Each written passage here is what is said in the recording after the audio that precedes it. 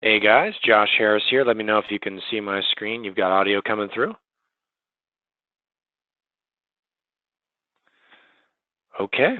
I have to apologize. My voice is a little bit off today, but I'm going to go through it anyway. So welcome guys to this call, Agency Growth Secrets Group call, Monday, February 19th, 2017. So if you're new with us guys, we're really excited to have you here. Welcome. You might be wondering what are these calls about and what do we cover? So these are for any questions that we don't cover in the content or the Q&A document. So the questions, guys, begin with who, what, when, where, why, and how. We want to focus on questions instead of telling stories because questions help us figure out our next steps, whereas stories sometimes don't always get us the next step. Also, guys, anything that'll help you boost your confidence and performance of sales calls, marketing, any of that stuff to help get clients, let us know.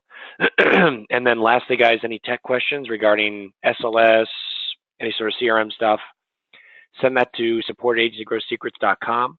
And if you have any questions about an in-market campaign, send that to support@inmarkettargeting.com.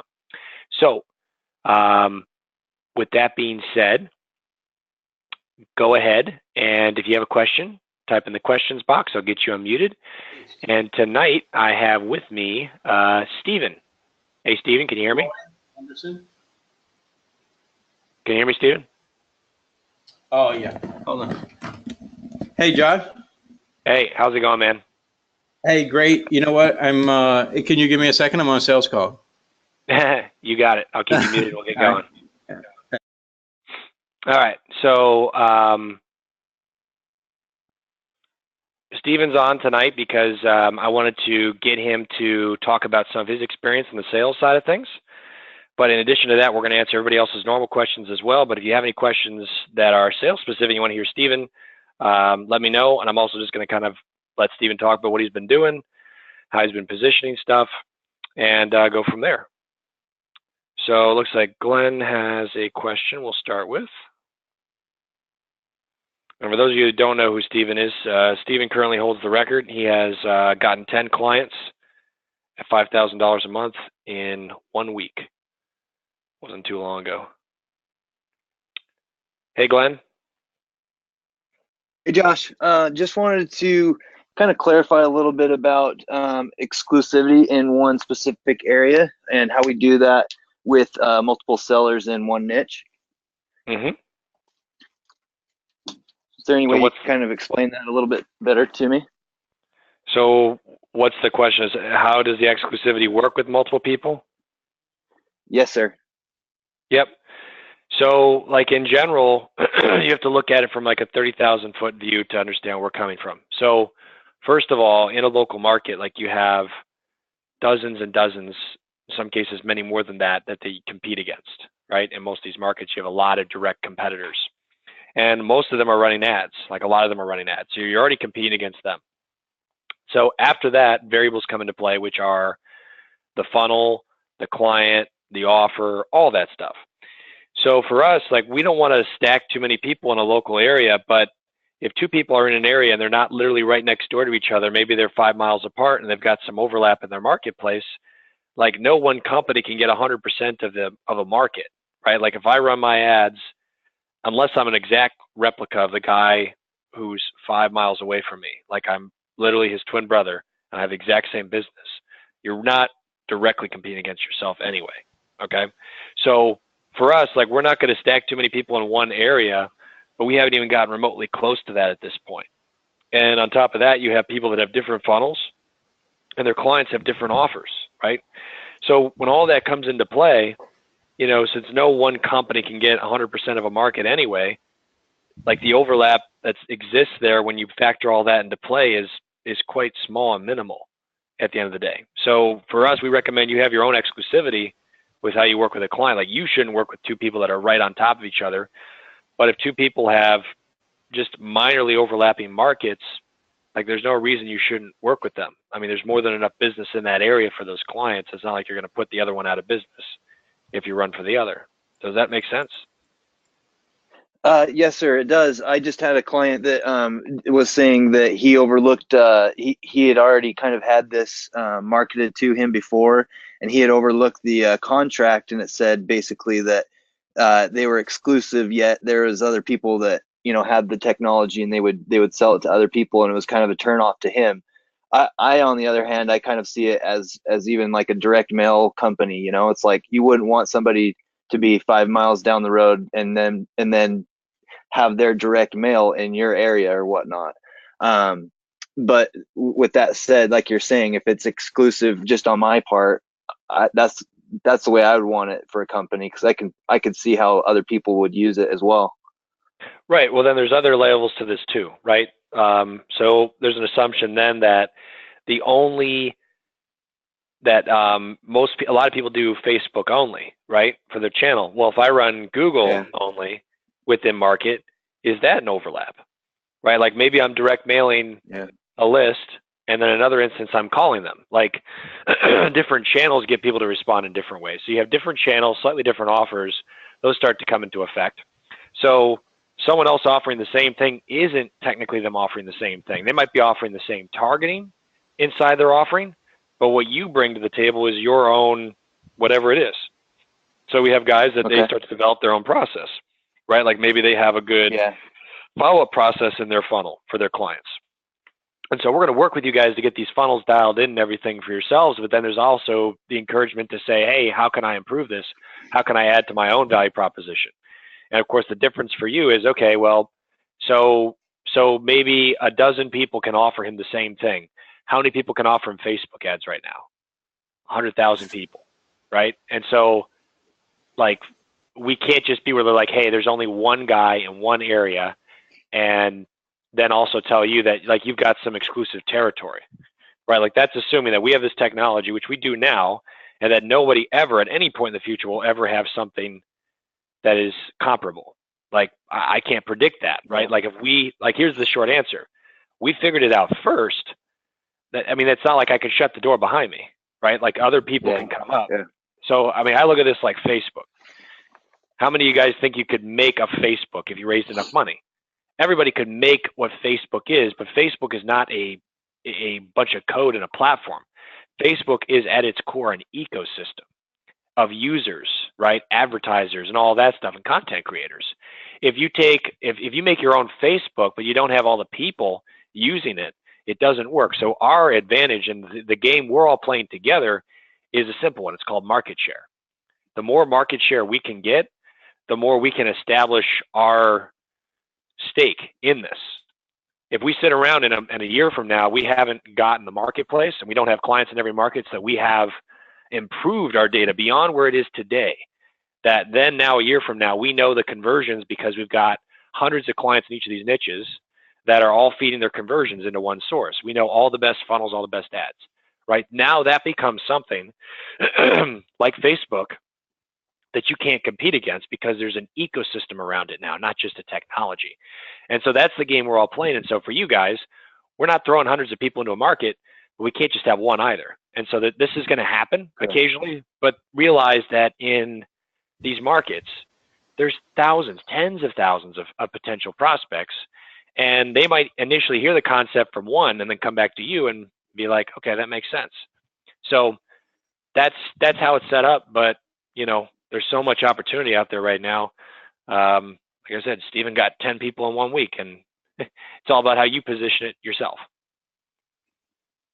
Okay. Cool. Hey, Josh, I'm back too, and I wanted to chime in on this if I can. Sure. I got in a little late to the question, but what I heard was the guy said he had heard this from someone else, and he thought it was exclusive and yada yada. That now it's no good. Like that doesn't make sense to me, because that's saying, okay, well, you know what? TV advertising doesn't work because there's other channels that stream to those same people. There's, I mean, you want something with zero competition, it's not going to happen. I think the thing, like for me, is I just came from a world where in a city, I would have 200 competitors going after the same market and the same people. I don't mind 9 others, you know? Right. Yeah, I'm totally with you on that. And 9 other people selling this is way better than the world I just came from, where everybody is a marketer. right? I think this sets us Correct. apart. Yeah. And I think part of the selling of it, and I'll say this, I mean, as many calls as I've taken, no one has ever heard this that I've talked to. I've never run into a single person that says I've heard this. I've run into people that say, oh yeah, I got people who do in market or whatever, people who are in market. And I ask more questions and find out, it's not, they're just using retargeting, right? It's not the same Right. thing. And I think the more I dig, I think the reality is that I'm going to find out that really it is a different technology or different service that they provide. But it's just, I just don't like to gloss over people's questions, so that's kind of why I brought it to your attention, just kind of see what you guys could kind of come up with. Yeah, I mean, I think you have to. I like that. I understand it. Yeah. Yeah, you have to. I mean, you have to answer people's questions, right? If you don't answer it, then it never goes away. But I think too, at the same time, one of the things that makes me able to close on a single call is I don't see questions as objections unless they become that, right? So in other words, if someone says that to me, I answer the question and I say, look, there's competition everywhere, but do you want more competition or less competition, right?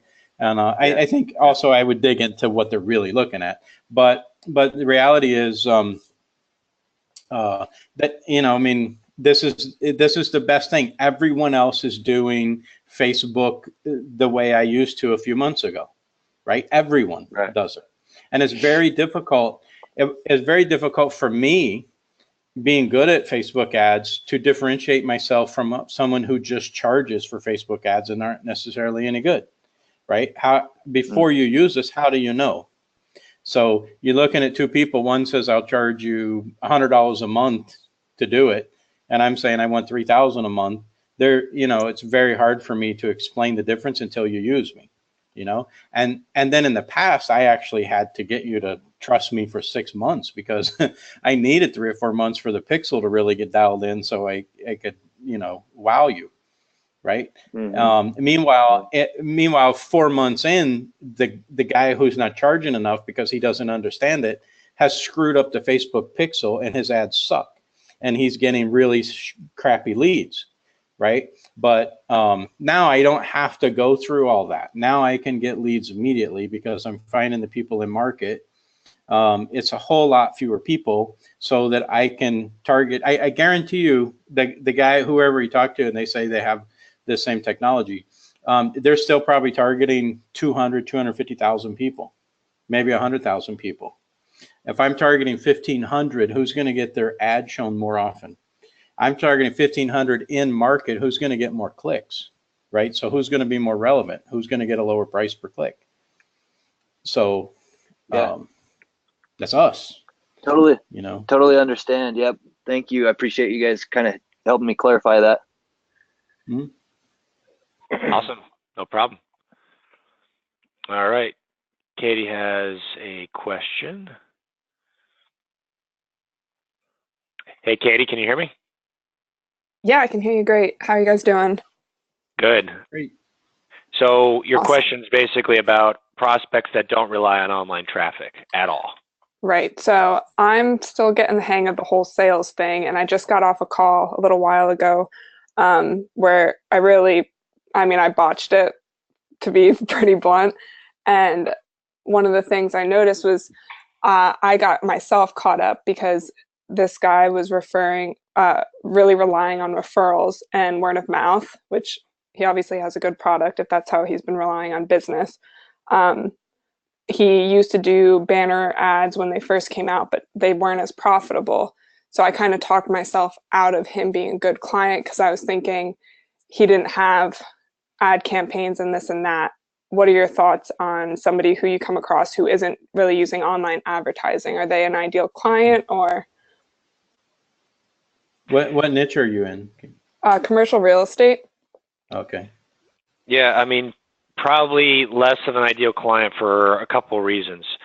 So I've just found that, like, if guys aren't used to buying leads of any sort, they're not used to working leads.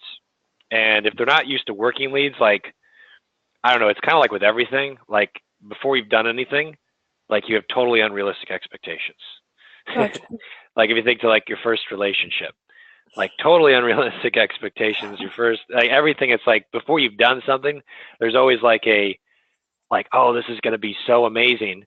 And the expectations like will almost never be met. So it's like you really don't even want to be the first guy that does paid ads for anybody. That's Gotcha. because like it's totally unrealistic with the expectations. Like I'll say, well, what do you think a good return on investment is?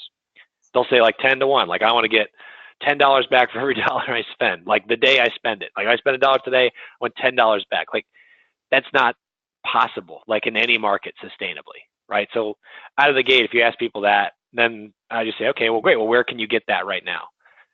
You know, it's like so they just have to have their expectations brought down to earth. And so the best guys, in my experience, are the ones that know what it's like to spend money to make money. Because now I'm not convincing them, hey, it's going to cost money, because referrals is not a real business. If you ask me, like everybody gets referrals. I get referrals, right? So if everybody gets referrals, then how are you going to grow beyond that?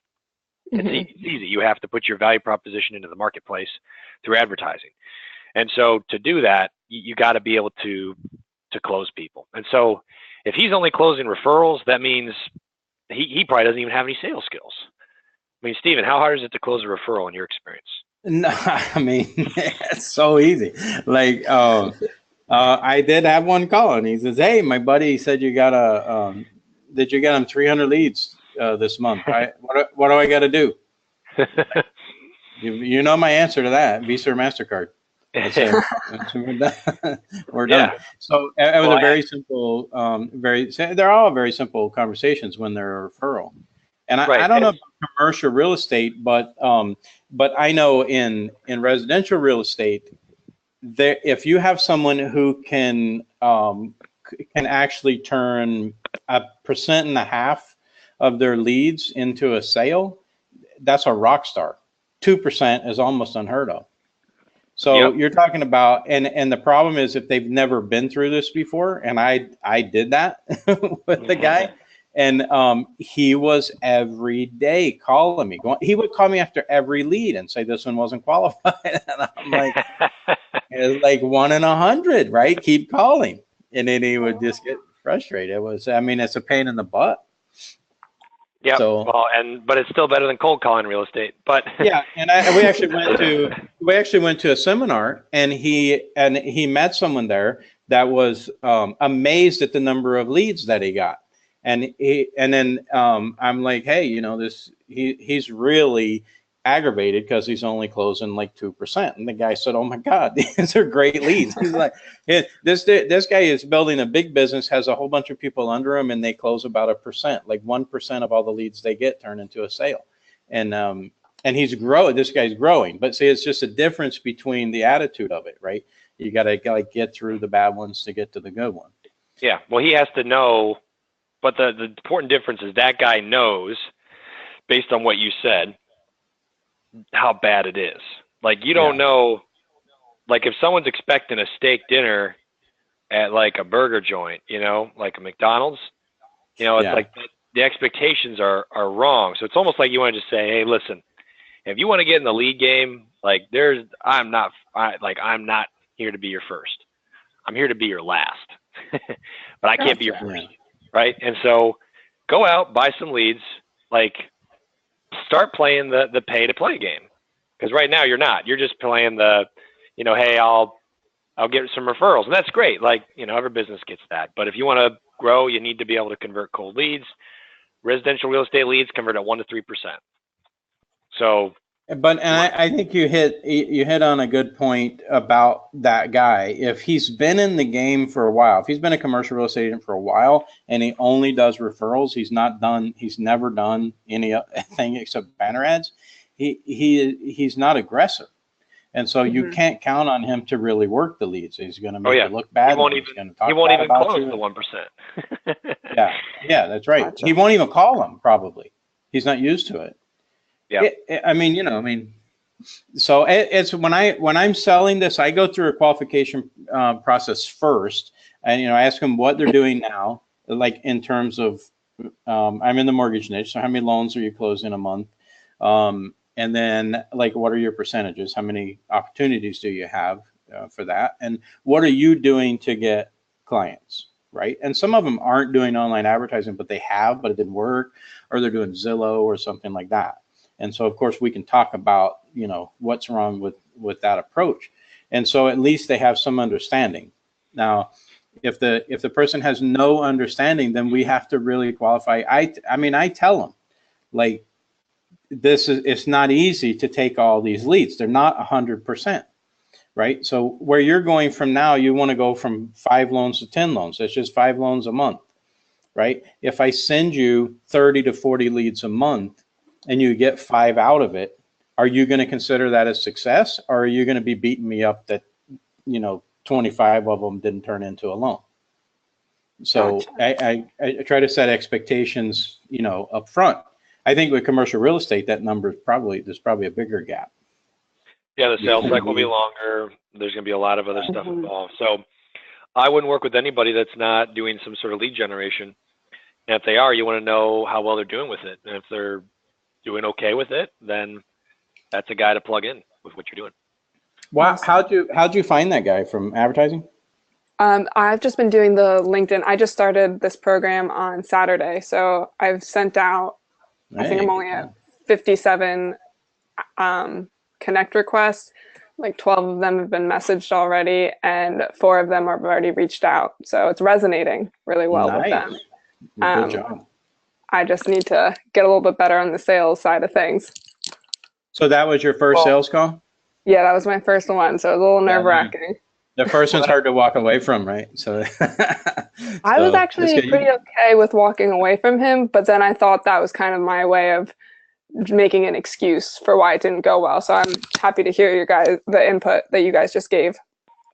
Yeah. Well, you definitely want to get some good practice there on ones that you probably wouldn't want to sell anyway. But in general, like if they've got agents underneath them, like the other thing is, okay, maybe they got an agent underneath them. You just need to say, look, like if they never played the lead game, like it's a different game. And I don't want to be held responsible for the close rates on the leads if your guys aren't even going to chase them down. Like if I give you 100 leads to get one job and they got to call them all up and it takes them, 10, 15 hours a week to do that, like, does that help you grow your business? And they're going to say, yeah, well, you growing your business with me is dependent on that guy doing that. Because I can do my part. I don't know if he's going to do his. And without it, let's not do it. Gotcha. Awesome. Thank you so much. I really appreciate that. You're welcome.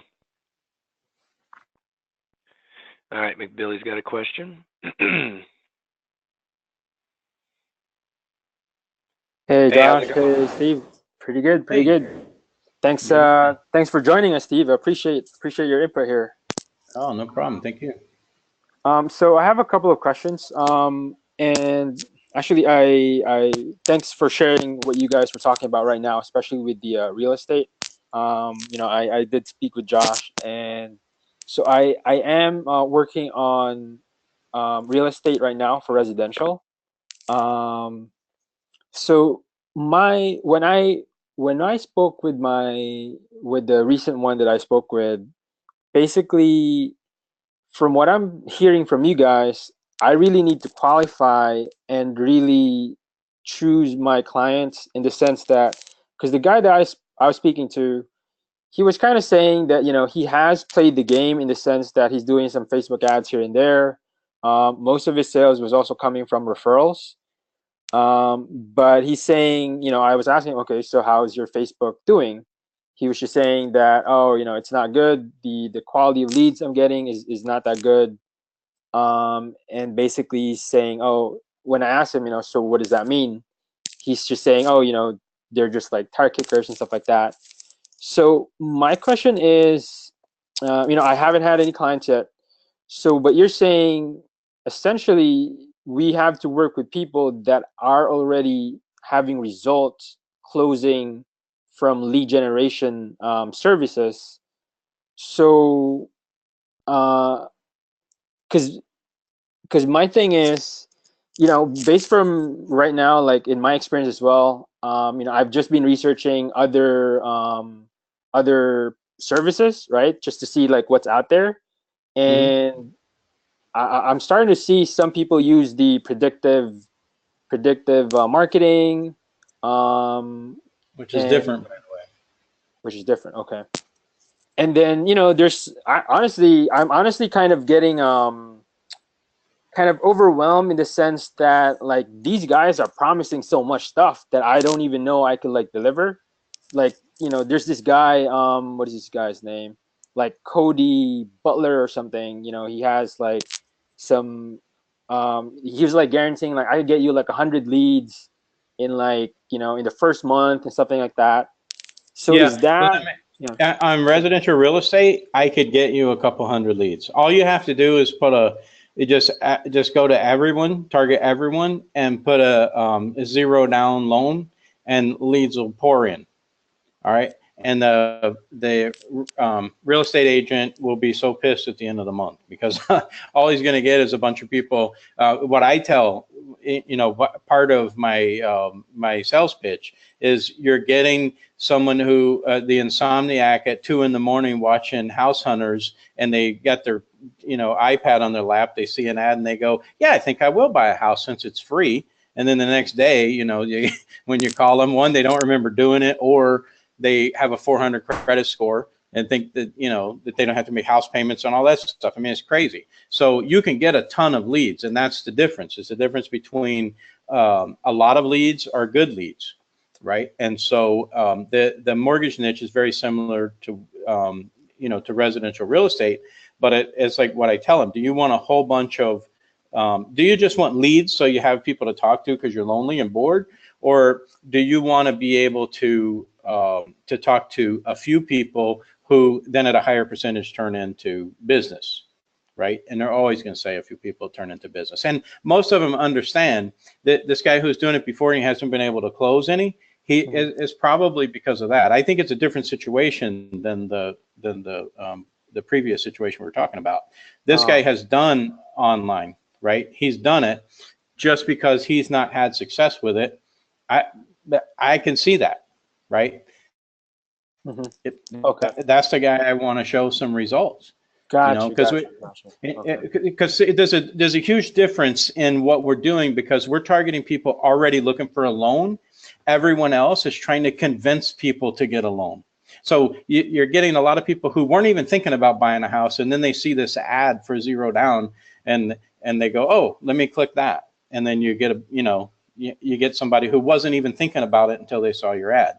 What we're doing is going after people who are already looking for a house on their own, and all we're doing is getting in front of them. So my ads have changed from the old way of having to trick people into getting into the funnel, and then as I would, once I get them in the funnel, I would kind of qualify them before I sent the lead on. But now I don't have to do that because these people are already in the market looking, and so I'm only advertising to those people, so I don't have to have like a hook like you normally think of. My hook is being in front of them more than anyone else, and being in front of them at the point they make the decision.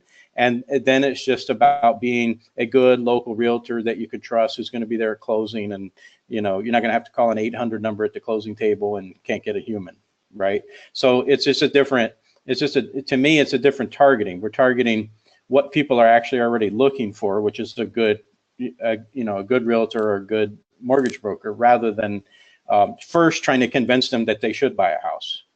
And that's the thing that really separates us from every other marketer. And I include myself before the data, because I had to do what everyone else has to do, right? You can't find people in market if you don't, you have to just kind of get people's attention. We don't have to do that anymore. We can get their attention because while you're advertising to 300,000 people, and Facebook is showing that to about 5,000 people a day, I'm advertising to 1,200, and so they're showing my ad every day. So these people see my ad, and it's almost, they have to click on it eventually. It's hard for anyone else to get in there. Okay. So essentially, this client that I was speaking to, he is a perfect candidate then, right? Because he has done it, but he hasn't really had any success, pretty much. Yeah, and you can explain why he hasn't had success, just like I just did. This is why, I don't know. It was well, there's two options. One option is you can go down the street and you can hand out 100 flyers talking about an open house you have, right? Or you can find the one guy in that 100, go approach him and, basically listen to his problems, talk about some solutions, because he's already looking for a realtor. He's getting ready to move. He just got a new job, right? He's moving across town. Like, that's what we find. And so, like, by the way, like, you could pretty much guarantee 100 leads a month with the contractor I have, like, in place, like, if you wanted to. I mean, he gets $5 to $10 leads all day. Like, we're getting 70-cent leads right now. Like, and we actually were getting 56-cent leads in one of our areas too. So that's awesome. Like, that's awesome. Getting 100 leads is not a problem. It's the quality of them, right? So for us, you can say the difference here is the quality. These people are looking for it. And so you're going to get a higher close rate on these leads. So you don't have to work as many of them to get sales. So that's the difference between us. So you bought leads because you like the idea of paying money to get people who are interested in and getting them to work with you. Well, let's deliver on that desire. This is how we do it differently. So essentially, because a lot of times, they would bring up, there's so many services out there, with like Zillow, like Realtor.com, they could like buy leads, and I forgot the other one, Bold Leads. Actually, they're like, I guess that's a popular one. So honestly, I don't know like what's the like I don't even know how they get their leads. Do you guys have any idea on like how to explain that? Like, what's the difference? Yeah, well, the difference is what you do is totally different, right? So what you're doing is you're only going to get people that are looking for this, and you can validate that they are looking for it because you can take the people that then actually list their home or buy a home, and we reverse engineer. We do a closed loop to look back at what their behavior was. Like, to me, guys, the story you should be telling everybody is the Target story. Are you familiar with that one, like Billy? Target story? How Target predicted a girl's pregnancy? Oh yeah, actually I do remember. I remember you talking about that, but I've never used that. Now that you mention it, that's a great. Yeah, you say, look, here's what everybody else does. You say Target got smart one day. They realized that just mass mailing coupons to people to guess what they were going to buy was pretty dumb. And there's a simple principle: nothing can predict your future actions more accurately than your past behavior. That's true of humanity, right? You can predict what people will do in their past, in the future, typically by what they've done in their past. It doesn't mean you can never do anything new, but when it comes to purchasing behavior, habits where other people are doing it in large numbers. I mean, mortgages, like, how many people get a mortgage every year? Like, millions of people, right? So this isn't like a rare occurrence where it's like, hey, I have to predict the end of the world. I tend to predict when someone gets a mortgage. It happens 10,000 plus times a day, tens of thousands of times a day. Okay, that's pretty simple. All I got to do is look at the people that did it and find patterns of what they did before they did it. And then if I look at a population, I can predict what they'll do next. So here's how Target did it. You tell a story about Target. Target can basically measure and track what people bought. Every time they swipe their loyalty card, they could do it. So if you shop anywhere, they can do this to you. What they then do is they then look at future purchases. So this girl, eventually she got like a crib, baby clothes, all that stuff.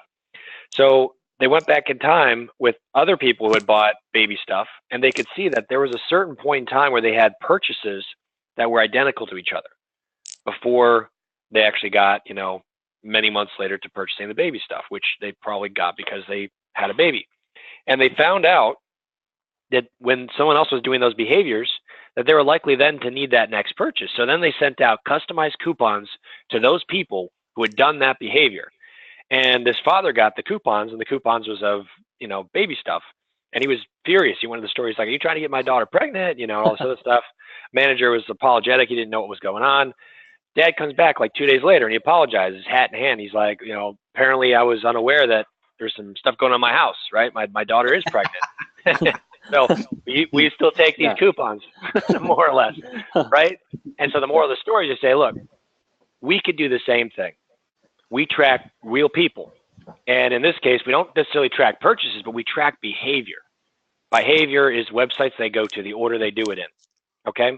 Because we can do that, and then I can then take the person that buys it, and I can look back at what they did, the same way Target looked back at what they purchased, I can predict what someone's going to buy next. That is a power that no other marketer can do on your behalf, is I can only show ads to people that actually want what you have. Now, no, 100% of leads I send you aren't going to all buy, right? You're going to get a much higher quality lead, and we'll pay less for those leads. That's how we do it. So what's the difference between me and all the other guys? Ask any of them if they can do that. The answer is no, they can't. Okay, sounds good. Sounds good. Yeah, I should. All right, sounds good. So I have another question in terms of positioning myself, especially for in the sales call. So I had a call today. I am focusing on real estate now, but this one was like a lead that I had like a couple weeks back in the dental niche. So he's an orthodontist. He's actually doing, really well for his AdWords campaign. He's actually #1 in Google for the search keyword, and he's doing well in AdWords.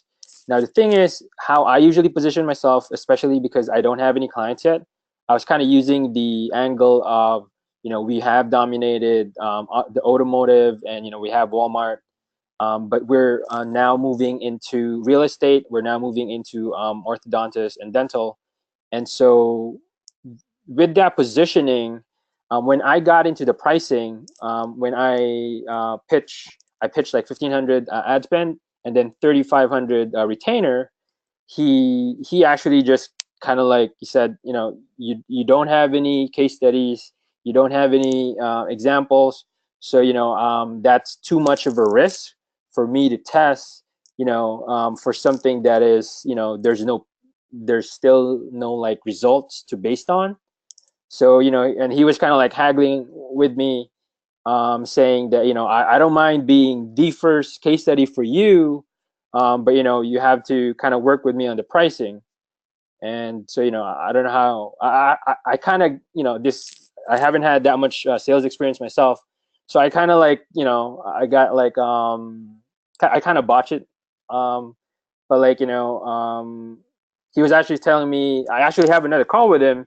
He's saying, think it through. If you kind of lower it down, I'll start right away. That's basically what he told me. Like he actually does want it. He wants to start right away, but like he wants to like test it out to get results. What did he say he wanted to lower to? Yeah. So he actually didn't give me any number, but he told me, you can make it, fair. I think I could even like lower it to, I don't know, 1,500, 1,500. Because he actually says like, if you're telling me whatever you're telling me is true, then I'm gonna get results after the 90 days. We can bump it up. I don't mind paying 20,000 as long as I'm getting the patients. That's what he told me, and basically he's ready to go. I think I can even just lower it down to like 1,500, and he would do it right now, and then maybe like just put in like a 2,500 setup fee, and maybe just really do it as a case study. That's what I'm thinking now. And the 1,500, and he pays ad spend, or that is ad spend? No, that's his another ad spend. So I think that's not too bad, right? Your fee is 1,500? Yeah, my fee would be 1,500, and then he has an additional ad spend. Actually, he wants to start with 1,000 ad spend. Okay. And then 1,500 retainer, and then I'm thinking I'll just start out with a 2,500 setup fee, just to kind of like cover my setup. Yeah, here's the only problem with this equation is I would say, okay, we'll do 2,500 a month for the first 90 days, and the reason you do that is because it needs to be worth your while. You need to be able to do all the stuff, and you've also got your contractor costs. You got to pay the contractor to run the ads for you. Mm-hmm. And we have somebody that can do the Facebook ads for the orthodontist stuff, by the way, if that closed. Oh, great. But if he basically came back and said, that's still too much, I'd just say, okay, well, look, man, I'd love to work with you, but, right now I'm the only one that can do this, and there's a lot of orthodontists in New York City. So if you change your mind, let me know. That's my best offer. It expires in 48 hours. And I'm going to go reach out to some other guys in New York City. So, I know someone's going to take me up on this offer. And so like if I didn't want to find anybody, I'd just do it for free for somebody, but you know how it is when you do something for free, nobody values it. So, if I can do this for anybody, and I can do this in any company, in any industry with our track record, You know, 2,500 is the best I'm willing to do on that. So take it or leave it. If you want to do it, let's do it. But you've tried everything else. How can you not? And here's the thing: they're exclusive leads. So when his competitor proves that it works, it'll be too late for him to get in. Yeah. Right. Once he finds out it works, it's too late. Somebody's already got that territory. They're not going to give it up. Yep. And be like, after that, it is what it is. Like if I give you a case study of a guy next door, you know, can't do anything. Okay. So 2,500. But and then on top of that, he has to pay for ad spend, and maybe just put in like a 2,500 setup fee, right? Yeah. Well, what was the setup fee before? So the thing is, I haven't even reached the setup fee, and he was already complaining. So I was just talking about the retainer, and then he automatically stopped me right away, and he's like, "Oh, you know, I'm not paying that much for, you know, to test this, and you have no proof." You know, I kind of got taken back, but you know, like again, you know, I don't have that much experience, and I am learning, and I appreciate your feedback from the both of you. But okay, Cool, man. so I'll do that. Make sure, just make sure you're not either saying it outright or indicating that you're learning. Okay. People buy when they're confident in you. I mean, I have plenty of people that sign up that aren't sure it's going to work, but they're confident in me because I'm confident. And so they're like, I have no doubt that you can do it. And I said, look, what if the data doesn't work and I just do it the old way? Wouldn't you be my client over everyone else's just if I just did, you know, the Facebook pixel like everyone else is doing? Because that's what I did before, you know. And I could do it I'm confident I could do it without the data. So I know I can make you successful with this data. Right? I think that's I think that's also like a big difference because I haven't done it yet, you know, I really don't, honestly, I really don't have that confidence because, you know, I don't know if I can, obviously in the back of my mind, I mean, I want to do the best thing for my client, right? So well, here's the thing that Billy, like I have a guy that can already get results with cosmetic stuff. So like, that's how you got to be thinking about it. Like have confidence in your own abilities to figure things out. Right. So yeah, remember you're in a partnership, right? And your partners have lots of experience, and that's all of us in this group. So there's people in here with a lot of experience. Josh is your partner. I think that should be brought up too, because I've heard different people mention it in their pitches. Is how do you present this data? Oh, I signed up for a group that has this data. Well, I'm not impressed with that as a buyer, right? That doesn't tell me it's exclusive. That tells me I could sign up for that group and get that data. You see what I mean? Yeah. And so what the way everyone needs to present this is that you've invested in big data, right? What I tell them is I negotiated with big data to get access to the data, but I didn't need everything Walmart gets. I just needed the information of people getting loans. So I then had to pay additional for them to set up an artificial intelligence that, you know, goes in and scrapes that data. So it's and that's exactly true, right? I negotiated probably like you guys poorly with Amanda, and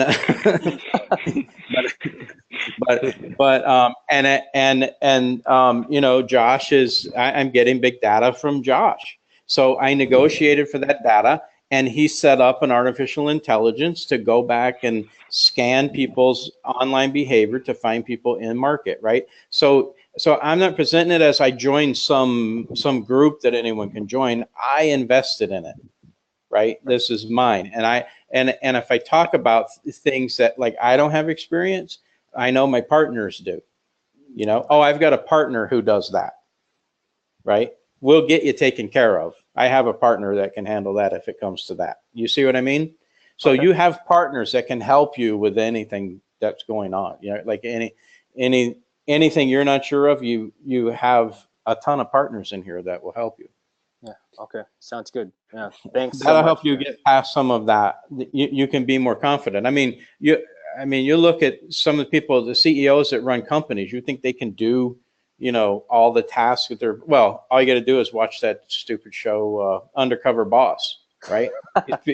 If people run these companies and they have no idea what their company even does, they can't even sweep the floor. And it's embarrassing. I don't know why they would ever do that. But that's the truth. They have a different skill set, right?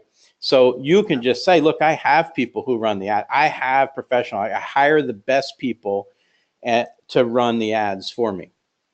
Okay. Right. Okay. And what you do, you hire the best people in the industry to run your ads.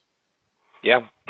It's all about positioning where it's not like, hey, I'm some guy and I'm just going to like, you're hiring me to do everything. Like I'm judge, jury, and executioner for your entire, you know what I mean? Like that's almost like, like sometimes I'm okay with that, but a lot of times I'm not. If someone's writing copy for me, okay, yeah, I don't want to like you to be like outsourcing that necessarily. But for something like this, like, for companies, the orthodontist isn't the receptionist, the guy that sets the appointments and then cleans his building and all that other stuff. Like there's other people involved. And so, you don't have to make it sound like you're just one guy and I've got 0 clients and will you please give me your money so that, I can be, have the privilege of working with you, right? You've got like, you're representing something that can build his business or completely crush it if you work for the guy next door. Like his AdWords spend, like you just explain, well, all right, I'll leave you with this. Nothing lives in a vacuum. You're getting nearly $6 for every dollar you spend.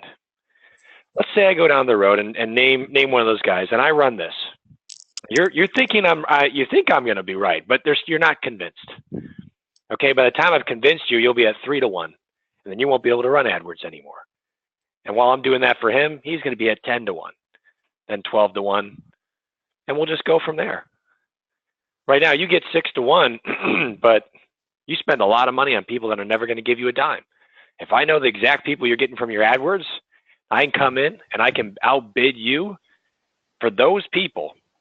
How many of those people are going to find you? It'll be like you never even existed. As far as they're concerned, you won't. If they never see your ads, you don't exist. That's exactly what's going to happen. You're going to be erased from the map. So you've got the right of first refusal here. I'll take 1,000 off of it, but I have no problem calling every other orthodontist in this, area.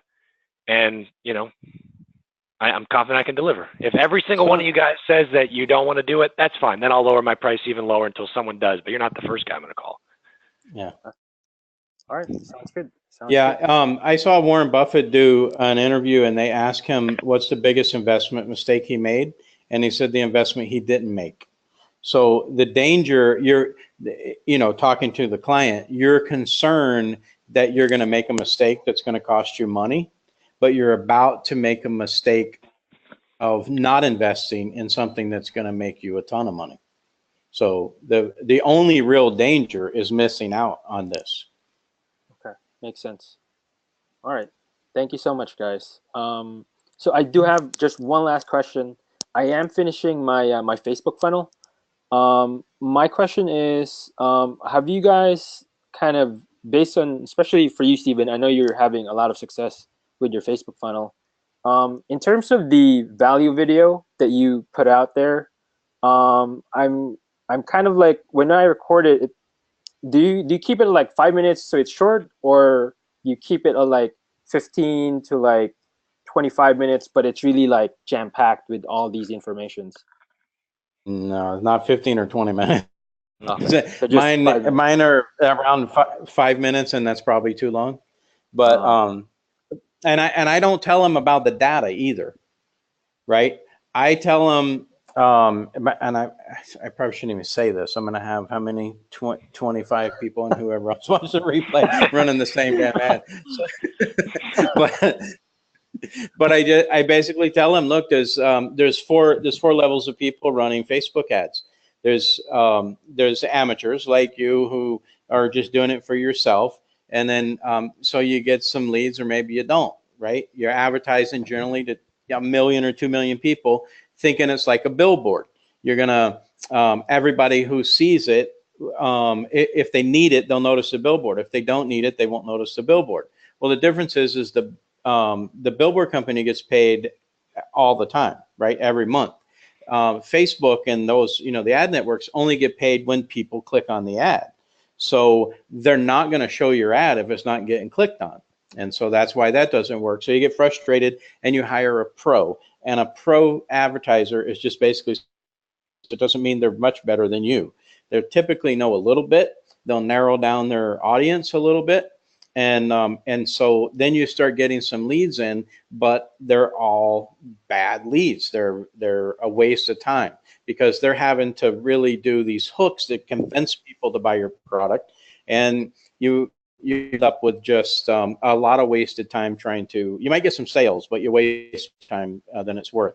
So you get frustrated. Your friend says, "Hey, I'm using a guy doing my Facebook ads. He's expensive, but he's really good and it's worth it." So you try, you go to an expert. And the expert understands better targeting. They target fewer people, but the ads are higher quality. And so you're actually making money now because you're spending less time dealing with bad leads and you're able to spend more time actually closing the good ones. And so far we've got the 3 levels: the pro, the amateur, the pro, and the expert. And I'm the next level. Set an appointment. Let me tell you why. That's pretty much how the ad goes. Awesome, Right. man. All right. And Thanks for sharing that. That is some serious value right there. Thank you, Stephen. Thank you so much, Stephen. I really appreciate that. And I'm sure all of us appreciate it. Stephen's laughing because that's not even his ad. He just made that up. No, I'm just kidding. I changed it in the last minute. I didn't want everyone doing my real ad. No. That's not true. It's essentially that. And the people, I ask them what attracted them about the ad, like why'd they pick me? And they say, part of it is just like you seemed real, right? You weren't all like produced and that stuff, and you brought it down where I could understand it. And then I wanted to see what the next level was. I wanted to see what you had to say. I mean, I get that a lot. So I think if I told them about the data, they may think they already know, like people have said, they said they've seen it before, right? So they don't know what I'm going to say, so they have to schedule an appointment to find out. Man, and you did, you had 14 appointments in that week that you closed 10? 10, yeah, 10 out of 14. Man, that's amazing. Very, very inspiring. All right, well, thank you so much, Steve. Thanks for that, John. 8 of them on one call. That's pretty good. Wait. What do you say? 8 of them on one call? Yeah, there are one call closes. Yeah, one call closed. That is amazing. From that ad too, that's pretty impressive. That's not a long. They didn't get like the whole like Stephen Shelton like family tree history and like 10 hours of like infomercials. Oh God! All right, yeah, because I see all these trainings, man. Like I've been checking like the different realtor, generating leads, and there's like they're doing like 45-minute webinars, man. So I'm like, I don't do webinars. I don't have Facebook lead generation on my website. It's all SEO. I don't own business cards. I don't do any of that stuff that people like. I talked to someone, maybe they're on the call, I don't know, but they said they've been spending months getting all their website ready and their logo and all. I have none of that. I had, one guy said, well, I'm looking at your website here while we're talking and I don't see anything about Facebook. And I said, no, that's all about SEO, right? So I do SEO to get SEO clients. I do Facebook to get Facebook clients, right? I want to do Facebook ads for you. How'd you find me? Well, I found you on Facebook. Kind of tells you I know what I'm doing, right? Like, why do you need to see it on a website? Why? I mean, I just proved to you that I know how to get people to call me from Facebook. Yeah, it makes sense. So, yeah. So I don't worry about any of that stuff. I just, I just tell them, look, we're gonna do this, Visa or MasterCard. So. Awesome, man. Awesome. I promise you, if you start, when someone gives you an objection or sometimes just a knee-jerk, reaction. But if somebody gives you an objection, you answer it, and then just say, so Visa or MasterCard. If you can do that 3 or 4 times in a call, you'll have a lot of one-call closes. And it kind of gets funny. People will laugh. And I'm like, but look, I want to help you, and I can't help you until you become a client, right? So why would we wait till next week to get started? We'll be a week behind. How much money are you going to lose in a week by waiting? It's still going to cost you the same amount next week if it's still available to you. So let me go ahead and get started. Let me get your card. I'm going to send you onboarding form. You fill that out. In the meantime, I will order the, I will tell the artificial intelligence to go ahead and start scanning your area. And in a week to 10 days, we'll get you started. I'll start getting you leads. So. Visa or MasterCard. Really, why wait? Visa. Yeah, Visa. So that's, you said that was Visa, right? I'll say that sometimes. So you said that's a Visa? And then, no, it's a Discover. Say, okay, I'll take Discover. So, Okay. And you still go through the 5 forces and stuff like that, or do you have your own kind of like script? yeah, I don't go through that. I do, I go back over the funnel with them in my pitch. And then I tell it, I just briefly summarize because some of them, it's been a week since they've seen it. And then I say we get to the bottom. And so then I talk about how everyone else is advertising, even the best, even me before I got this data. I was the best before, right? And you need to say that too. Even before, even the best people will have to advertise this to at least 100,000 people or more. Right now, there's not 100,000 people that you should be advertising to, but you're trying to catch the people, but you don't know them. Now I know exactly who to advertise to. So you notice in the funnel, the number of people you advertise to keeps going smaller and smaller and smaller. And now I've got it all the way down to, one of the reasons I wanted to work this deal out with big data and use the AI was so that I could narrow the people I was targeting down to the smallest unit or group of people that were actually in market. So now all the ad dollars go to these 1,500 or 3,000 people, whatever it turns out to be. But what I know is whatever that number is, all the ad dollars go straight to the people who are looking already. And so it's much more efficient, and we're able to cover them up with ads a lot more than our competition. Cool. And once I get that, I mean, I do tell a story about Target, but I talk about the magazine where they sent magazine ads, and each of the magazine ads were, different based on who in that, what they were searching for in that house. And then I talk about how Walmart uses it. I even talk about how Facebook's Pixel works, where when people click on your ad, then they use big data to try to build a demographic profile, right? And so I tell them that Facebook uses big data, right? But the difference is, and Google uses it, but the difference is they own that data, so we can't get access to it. They tell us. And so instead of I'm advertising to that group of people in market, instead of determining that we're going to advertise to everybody between the ages of 35 and 56 who make over $100,000 a year and own 2 cars and all the data that they make us say, hey, this is your market. I can advertise directly to the people in market, because guess what? Just because you're 28 years old doesn't mean you're not in the market for a mortgage. Just because you're 45 and make $100,000 doesn't mean you are in the market for a mortgage, right? So our way, because we control the data, we own the data, we can target much more specifically than Facebook or AdWords lets us.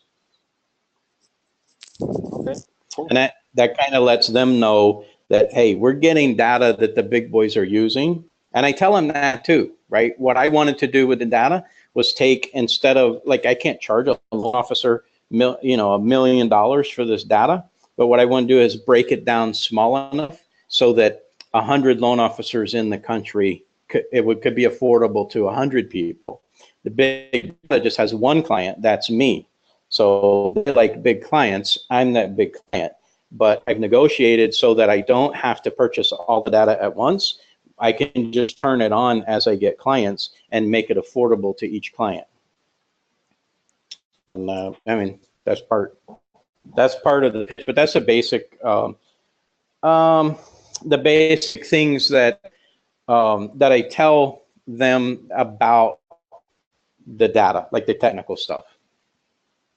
I mean, my approach is also, I mean, one guy, we talked about baseball really for about 30 minutes.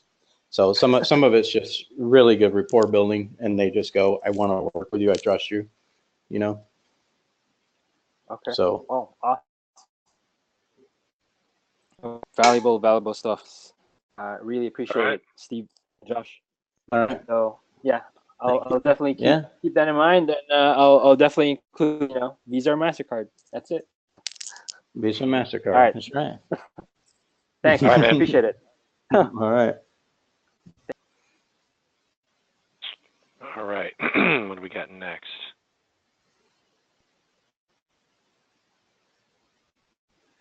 So Sam, your question, if you get a client in New York, how are you going to determine what the area is if they gave you a rival list that you didn't want to work with them? I mean, I wouldn't worry about that too much. I mean, there's a lot of people really, really stacked in those areas, but I'd probably pick like an area of like 1 million people and you'd be fine, you know, around this area that he currently serves. So Dylan, we already answered your question about Mike's stuff. We answered your question, Mike. Glenn, you can use Tom's thing and model it if you wanted. That's not a problem. Okay.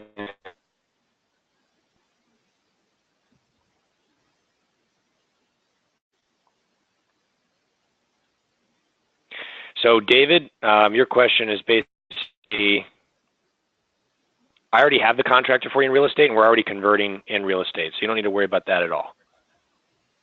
They use the data, they're already converting it, so you're going to be just fine.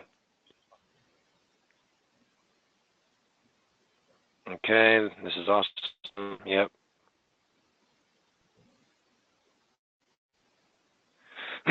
So Katie, I would probably, for the commercial real estate, I would find somebody that's done residential and ask them if they'd work with you, if they could adapt their campaign for commercial. Because it's similar in the sense that there's going to be properties. So a lot of these funnels are, hey, get commercial, you know, get a list of residential properties in your area. It could be get a list of commercial properties in your area. And we'll work with the data to dial in the targeting. All right, Christian has some vertical questions for real estate. Let's get it here.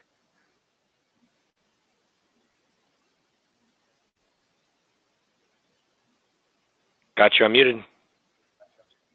Hey, can you hear me? Yep. Oh, I actually, yeah, go ahead. I unmuted the wrong person, but we'll answer your question. Okay. Hold on a second. I'm hearing myself.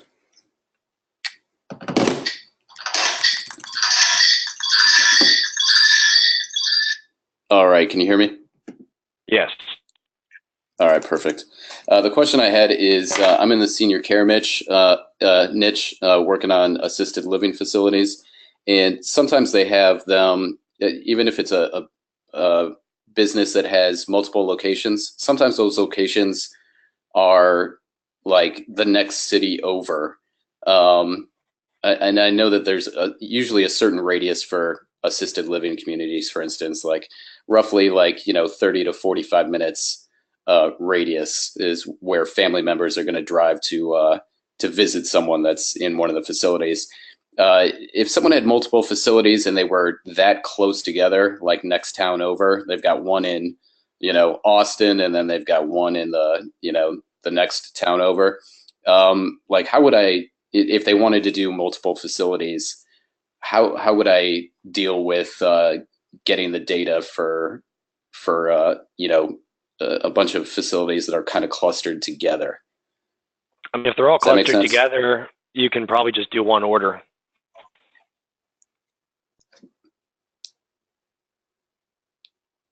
Like for now, that's what we're letting you do.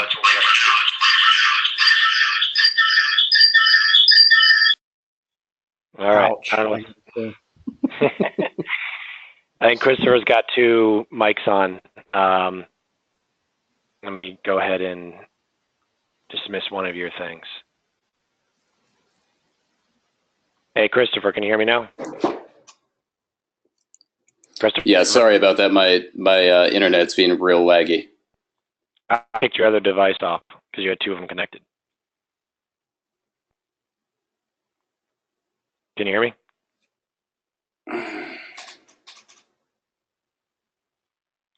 All right. Well, we got your quick answer for now. If you got anything else, let me know. But yeah, you can pretty much just do one order. Hey, Christian, I got you unmuted for your real estate vertical questions. Hey, great. Thanks, Josh. I was a little late to the party tonight, so you may have already answered this. I want to get to market fast and start selling. I could take some time and develop the digital resources, landing pages, et cetera, for the lead acquisition part of this for my customers' businesses. Do you have someone right now that you can turn me on to who's already got a funnel in real estate? I think so. That question is yes, because I've heard you say that before. But do you have anybody specifically in that kind of retirement community area in real estate that I can work with? I don't know of anybody in retirement communities. And I can tell you right now, that's going to be harder to find, right? Because it's such a niche thing. Okay. If it is harder to find and it is a niche thing, would you should suggest that as being a good vertical to go into? I mean, do you guys have supporting data that says, hey, the data's here for this, I just don't have anybody who's after it? Yeah, I mean, that's how we have all the verticals. Like, we didn't just pick hat. Like, there are ones that the data's strong in, but it's only strong if someone comes to the table with a funnel that converts. So if, for your case, I would pivot to a market where the data's strong and there's a funnel behind it, because then you can just get to market fast. And then if later you were committed to that market, then you could, hire some people to build one of those funnels and get it dialed in potentially. Yeah. Okay. All right. Good. So I am interested to get to market fast, and I'd like to start selling before I start building digital assets. So I want to connect with you. How do we do that? That you can hook me up with somebody who's already got a funnel that's performing that I can funnel into. I'm looking for the real estate niche. Commercial or residential, either one at this point. Yeah, I've got the guy in residential, like he's ready to go. And basically I introduce you to him as soon as you get a client and you're ready to go. Okay. All right, that's it. That's the answer. Cool. All right, man. We'll talk to you soon. All right, thanks. We made a decision not to list contractors in the portal anymore because we just had too many people reaching out to them without clients. And it was making it very difficult for them to focus on serving the clients they did have. So, you guys can ask us if we've got somebody in a market. We're working right now on actually adding more of them, working with them behind the scenes. And then once you get your client, we introduce you. I mean, the way it goes, you've got like a 2-week onboarding period anyway with the data. So that's plenty of time to get that all set up. And so that's what we're doing going forward. So Daniel, we answered your data. We answered already. Steven's writing some Facebook ads, and he actually told you about the funnel. The audience, I think, is just Steven. It's just the profession, right? Inside Facebook, and you can select profession. Yeah, that's right. Yeah, loan officers, pretty much. Sometimes I just do nationally, and sometimes I do state by state. So as I take a state out, I just I delete that from the audience. Yeah. Right. So I quit advertising to that state. But I've done some state stuff too, where I would just target a state for like $20 a day. Yep. But Gordon's question is, do you have a proven contractor for the roofing niche? I do have somebody that's really proven in AdWords. He has not been using the data, but he's got a lot of experience, and he can work with us on using the data with that. And we have heard good results with it. So when you get your client, let me know, Gordon, we can do that. Adam, if we're talking about real estate, as soon as you get a client, let me know. I'll connect you to that individual.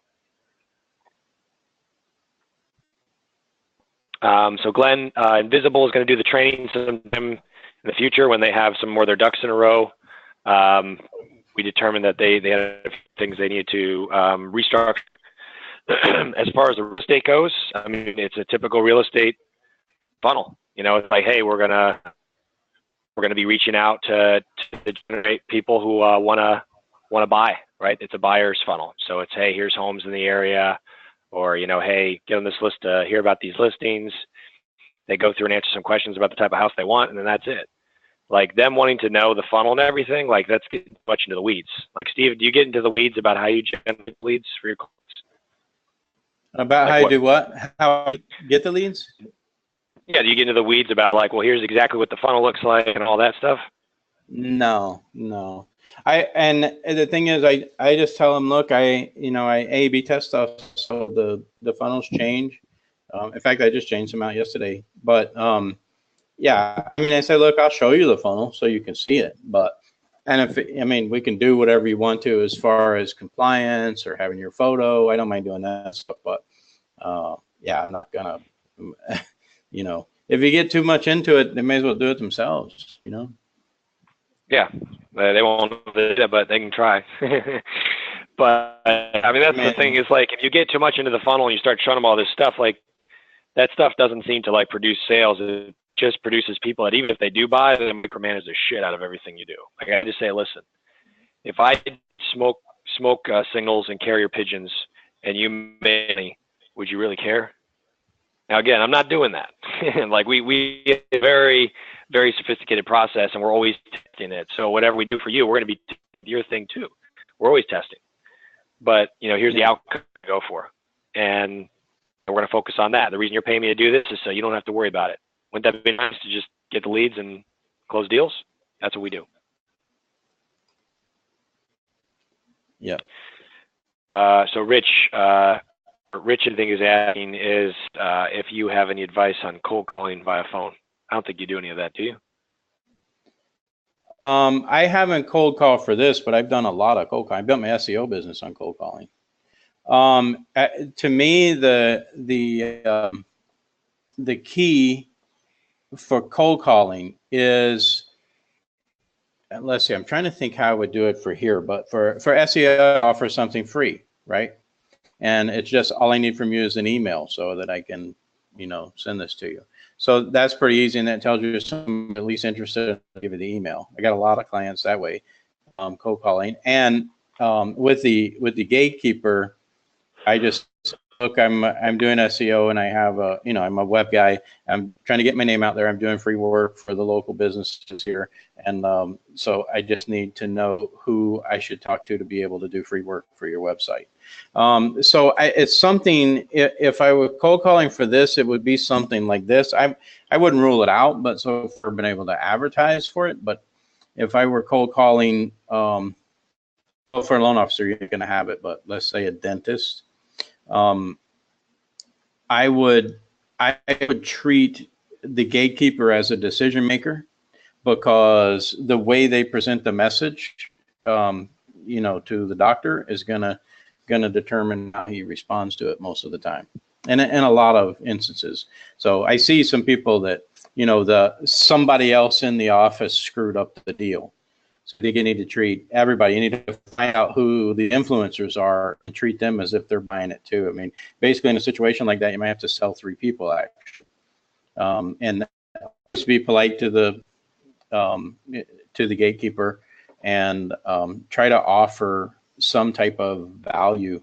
I think, you could do something like this. I would probably say, look, I'm doing for the AdWords evaluation, and what I'm going to do is I have tools. There's tools on that'll kind of show you what people are doing on AdWords. I'm going to evaluate your AdWord, your Facebook advertising, whatever, for free, and I'm going to record what I find and send that to you. Give you some tips. You can improve your results yourself, or give it to whoever's doing your AdWords. I'm just trying to get my name out there and let people know that, there's an option. And so as an email address, send that to you. So then if you just get like Screencast-O-Matic or something, pull up those tools that will pull up their ads, and if you could just come up with something that you would do different on the ads, or you can actually show them their competition, that their competition's getting more clicks than you, and this is why. Look at their ad. It's going to make them right away doubt who they're using now. Like, why aren't you doing it that way? Why didn't you do this research? Why aren't you telling me this? And the tools are easy to get. Think of the name of the damn program. I got SEMrush on my mind, but that's not it. But SEMrush does some of that too, the paid clicks and stuff like that. So you can do, you can find tools that kind of give you a view of what people are doing on advertising, and then just do a free evaluation and give them some tips to improve it. And then you call back. And what I do is I just call back and say, I just want to make sure you got the, I just asked, hey, did you have any questions about the video? Even if they didn't watch it. And a lot, how I got all my SEO clients, what they would say, yeah, that was great. Nobody's ever explained it like that. When can we meet? Pretty much like that. So that's to get past the gatekeepers, offer something of value first.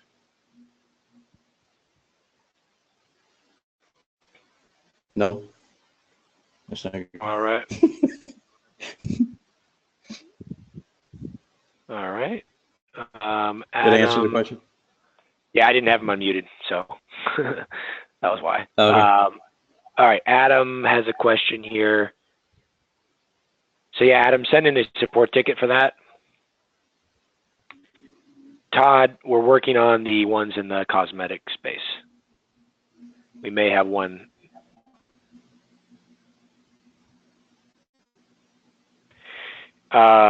So David, we're finding both AdWords and Facebook are both working the market. We're not seeing that one works and one doesn't. And they can both work in different ways.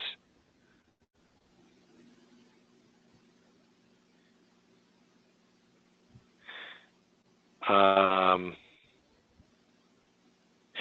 Sam, your question's about,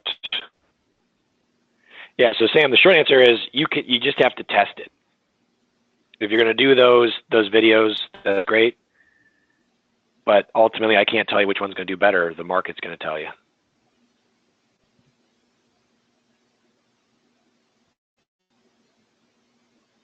So David, right now, we don't have ones that do both, but a lot of times just doing one is really, really crushing it, like really well. Like a lot of us run single channel ads and do really, really well.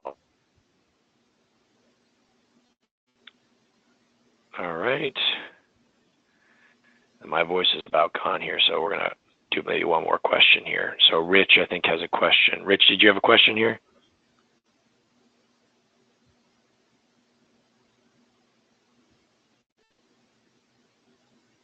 All right, does not look like it. Okay, guys, so we're going to wrap up here, get the recording posted in the group. Stephen, thank you so much. Yeah, David, it does depend on what they're comfortable with, but I would just pitch it as one. You can just pitch it as we're in you in market, and you can upsell them a second channel later.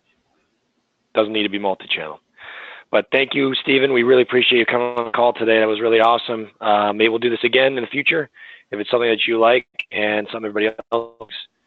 And we'll talk to you guys all on the call Thursday. Thanks, guys. Sure, yeah. All right, thank you.